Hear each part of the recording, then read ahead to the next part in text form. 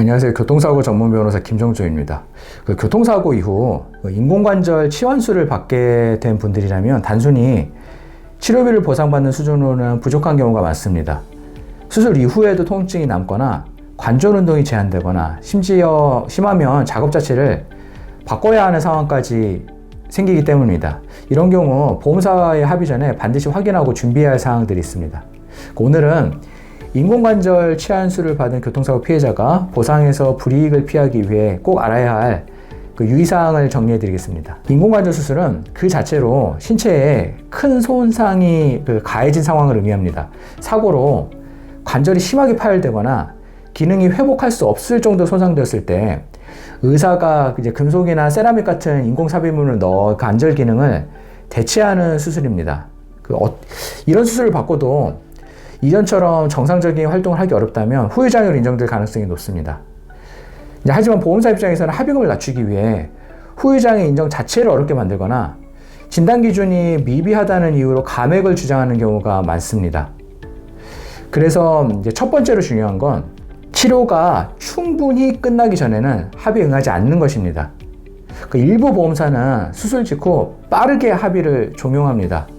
하지만 이때는 통증이 어느 정도 남을지, 장애가 남을지 여부조차 판단하기 어렵습니다. 만약 치료 도중에 합의를 해버리면 향후 재수술 비용, 재활치료비, 간병비, 소득 손실 등이 전혀 반영되지 않습니다. 두 번째는 후유장애 진단서를 제대로 준비하는 것입니다. 특히 인공관절 치환수를 받았을 경우 관절의 운동범위 제한 정도를 이제 수치로 평가해야 하고 노동능력 상실률과 장애의 영구성 여부도 반드시 포함되어야 합니다. 이 과정에서 중요한 기준이 바로 맥브라이드 평가 방식입니다. 이는 의학적 기준과 노동능력 평가를 이제 종합적으로 고려해 장애율을 산정하는 방식인데 보험사에서 후유장애를 인정하는 기준과 달라 적절한 진단이 빠지면 실제보다 낮은 보상금으로 끝나는 경우가 많습니다. 세 번째는 직업적 영향과 향후 치료비를 이제 구체적으로 계산해 두는 것입니다. 인공관절은 평균적으로 이제 15년에서 20년 정도 사용되지만 젊은 연령층에서 수술을 받은 경우 향후 한 번 이상 재치환 수술이 필요할 수 있습니다. 또한 수술 부위에 따라서는 지속적인 재활치료나 흉터 제거, 근력회복 치료가 필요할 수 있고 그에 따른 비용도 모두 보상 범위에 포함시켜야 합니다. 만약 현재 하고 있는 직업에서 장시간 서 있거나 무릎을 굽히는 등의 작업이 필수적이라면 직업 변경이나 수입 감소가 불가피해질 수도 있습니다. 이런 내용은 합의금 산정에 반드시 포함되어야 하고 근로소득 증빙자료, 의사의 소견서, 직업적 제한에 따른 서면이 필요합니다. 또 주의하셔야 할 건 보험사의 초기 제한입니다.